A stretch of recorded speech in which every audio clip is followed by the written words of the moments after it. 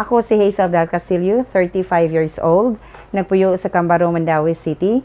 Ako'y 5 ka anak. Ang akong negosyo mao ang paghimo og mga snacks, akong i-deliver sa canteen, sa mga opisina o sa city jail for consignment basis. Through nga kani nga business nako sa snacks, nakapalit nako og 2 ka buok piso-piso nga machine. Na ako'y 2 ka internet. Ang isa na adiri sa balay, ang isa na sa laing strategic place. Kaya di man ko pwede mo butang og 2 og hinay ang kita ang isa. Which is gamit kaayo, kay gigamit na nako siya para sa balon-balon sa mga bata everyday for 5 kids. Kay kinahanglan gyud sa panahon karon, kinahanglan ta magtinabangay both husband and wife.